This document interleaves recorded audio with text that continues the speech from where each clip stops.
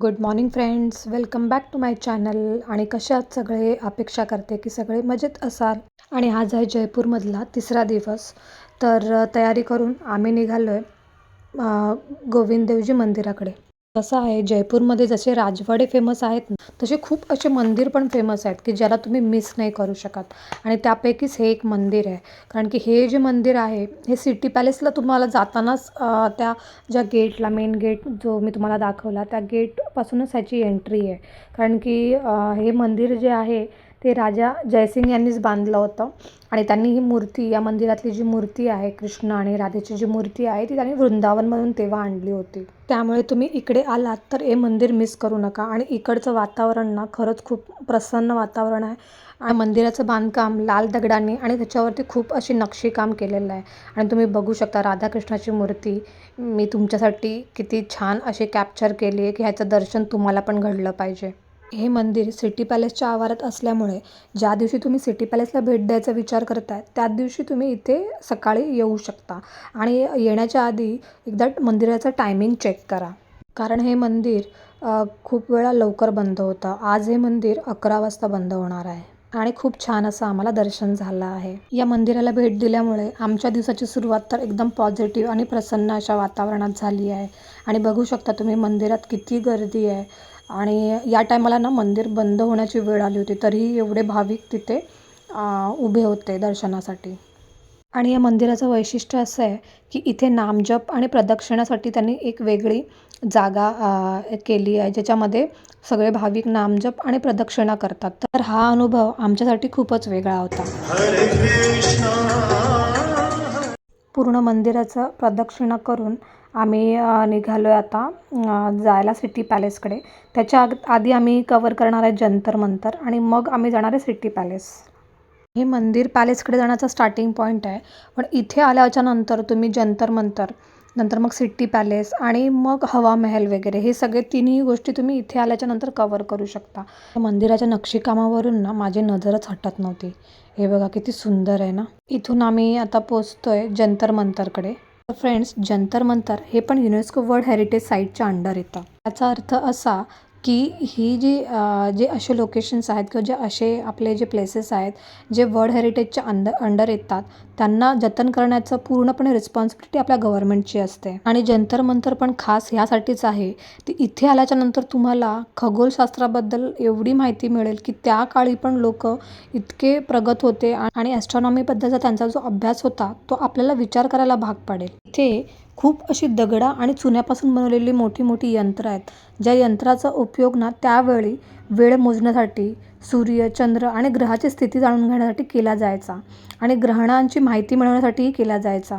तर फ्रेंड्स, जेव्हा केव्हाही तुम्ही जयपूरला याल तर जंतर मंतरला यायला विसरू नका. तर जंतर मंतरकडून आम्ही चाललो आहोत सिटी पॅलेसकडे. आणि सिटी पॅलेस इथून वॉकिंग डिस्टन्सवरतीच आहे.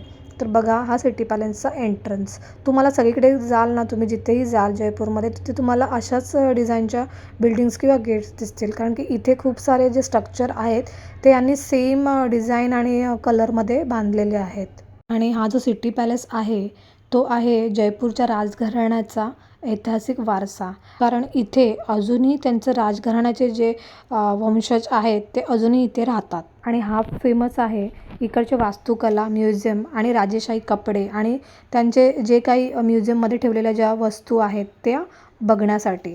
तर हा पॅलेस तसा खूप मोठा आहे.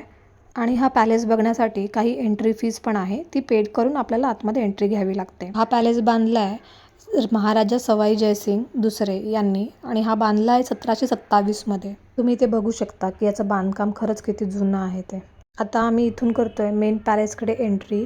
आणि एंट्रीलाच तुम्ही बघाल तर खरंच किती सुंदर असं नक्षीकाम इथे केलेलं आहे. जयपूरला पिंक सिटी ह्यासाठी बोललं जातं ना की इथलं तुम्ही कुठचंही बांधकाम बघाल तर ते ना असं गेरूचे ते दगड असतात, लाल दगड, लाल माती, त्यासारखं तिथे रंग करून त्याच्यावरती असे व्हाईट कलरने खूप असं बारीक नक्षीकाम केलं आहे. त्यामुळे जेव्हा रात्री लाईट पेटते तेव्हा हे जे स्ट्रक्चर आहे ना ते पूर्ण असं पिंक दिसतं. म्हणून ह्या शहराला पिंक सिटी नाव दिलं असेल असं मला तरी वाटतं. हे फक्त राजवाडेच नाहीत, जर तुम्ही मार्केट साईडला पण फिरलात तर सगळीकडे ह्याच कलरचा उपयोग केलेला आहे आणि अशाच काइंड ऑफ डिझाईन सगळीकडे सगळ्या स्ट्रक्चरला केलेली आहे. त्यामुळे ना सगळंच तुम्हाला सिमिलर दिसतं आणि बघायला पण ते इतकं मोहक वाटतं ना की तिथून नजरच हटत नाही. हे बघा गाईज, मी आता पोचली आहे दिवाने खासकडे. हा इथे राजाचे दरबार भरत असे आणि त्या काळी ना जे काही लोकांचे, सामान्य लोकांचे प्रॉब्लेम्स होते ते या दरबारात येऊन ते राजापुढे मांडत होते. या दरबारात आजही चांदीचं खूप मोठं असं भांडं ठेवलेलं आहे. बोललं जातं की हे जगातलं सगळ्यात मोठं चांदीचं भांडं आहे. त्या भांड्याचा लूक तुम्हाला बघायला मिळेलच व्हिडिओमध्ये, पण त्याआधी आनंद घ्या ह्या छान अशा दरबाराचा आणि आनंद घ्या इकडच्या वास्तुकलेचा.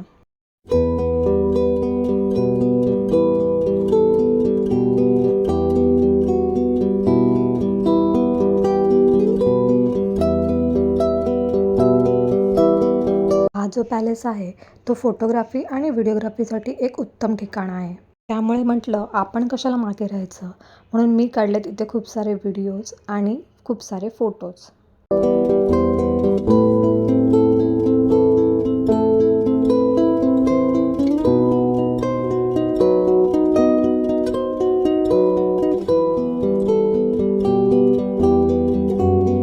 या पॅलेसमध्ये इतक्या पॉझिटिव्ह वाईब्स आहेत की त्याचा आनंद तुम्हाला आमच्या चेहऱ्यावर दिसतच असेल.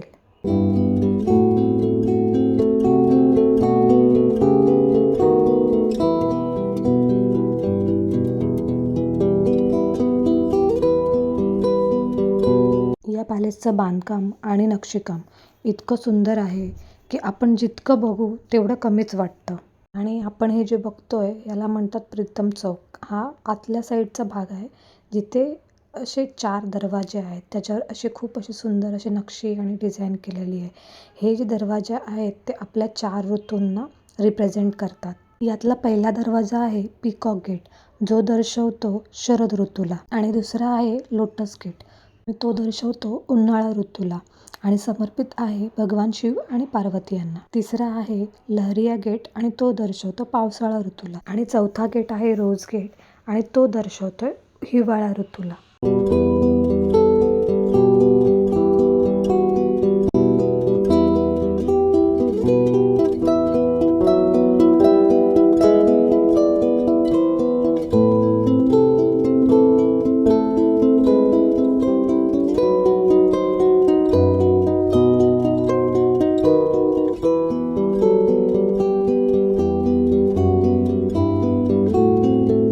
जसं की मी म्हटलं होतं, या पॅलेसमध्ये एक म्युझियम पण आहे. तर आपण आता जाणार आहोत म्युझियमकडे, जिथे खूप अशा जुन्या काळाच्या वस्तू त्यांनी जतन करून ठेवलेल्या आहेत. जसं की त्या काळाचे कपडे आणि खूप सारे अशा वस्तू, जसं सिंहासन, त्या काळी जे जे साहित्य वापरलं जायचं, जे अवजारं, ते सगळं त्यांनी जतन करून ठेवलेलं आहे तिथे. इथे तुम्ही पाहू शकता फ्रेंड्स की कसं त्यांनी पूर्ण असे राजाचे जे पूर्ण सिंहासन आहे, त्यांचे जे मंत्र्यांची आसनं आहेत ती त्यांनी तिथे ठेवलेली आहेत. आणि वरचं तुम्ही नक्षीकाम बघाल तर म्हणजे एकदम तुम्ही समोरून बघाल ना तर इतकं सुंदर काम केलेलं आहे आणि त्याचे कलर कॉम्बिनेशन वगैरे पण एक नंबर काम आहे. झुंबर बघाल तर झुंबर बघूनच असं वाटतं ना की कुठच्या तरी म्हणजे अजूनही आपण त्याच युगात आहोत. फ्रेंड्स, तुम्हाला कसा वाटला हा राजेशाही थाट, मला कमेंटमध्ये नक्की कळवा. तुम्हाला माहिती आवडली असेल तर चॅनलला सबस्क्राईब, शेअर आणि लाईक करायला विसरू नका. आता आपण चाललो आहे थोडं आतल्या साईडला, ज्याला म्हटलं जातं मुबारक महल, आणि इथे पूर्ण असं वस्त्र संग्रहालय त्यांनी बनवलेलं आहे, ज्यात त्या काळचे राजे आणि त्यांची मुलं काय कपडे घालायचे, इवन राण्या कोणत्या साड्या घालायच्या, त्याचे पूर्ण असं त्यांनी म्युझियममध्ये त्यांनी डिस्प्ले ठेवलेलं आहे. ते कपडे बघून या गोष्टीचा अंदाज येतो की त्यावेळेसचे लोक किती उंच असतील आणि किती अवाढव्य शरीर असेल त्यांचं. हा पॅलेस खरंच इतका मोठा आहे की इथे चालून चालून अक्षरशः पाय दुखायला लागले आमचे. आणि मग अस्मीचं सुरू झालं की चल ना मम्मा, आता खूप झालं, माझे पाय दुखत आहेत. म्हणून आता आम्ही इथून निघतोय आणि आता आम्ही चाललो आहे हवा महलकडे.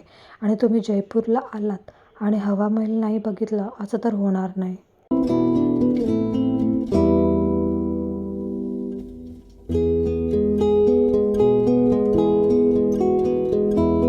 सिटी पॅलेसकडून आम्ही केले ऑटो आणि येऊन पोचलो आहे हवा महलच्या इथे. जे ठिकाण बघण्यासाठी लोक जयपूरला येतात ते हे महत्त्वाचं ठिकाण आहे हवा महल. तुम्ही ऐकलंच असेल, हवा महल बघितल्याशिवाय जयपूरची ट्रिप ही अपूर्णच आहे. पण फ्रेंड्स, जसं व्हिडिओज आणि फोटोजमध्ये दिसतं तसं अजिबात नाही आहे. इथे एवढी क्राऊड असते ना की लोकांपासून आणि बाकी गर्दीपासून आपले फोटोज आणि व्हिडिओज काढणं म्हणजे एक खूप मोठं टास्क आहे. हवा महलला पॅलेस ऑफ विंड्स असंही म्हटलं जातं आणि हा जो पॅलेस आहे तो 1799 साली महाराजा सवाईजी प्रतापसिंग यांनी बांधला होता. या महालात असं म्हटलं जातं की 953 अशा छोट्या खिडक्या आहेत, म्हणूनच याला हवा महल असं म्हटलं जातं.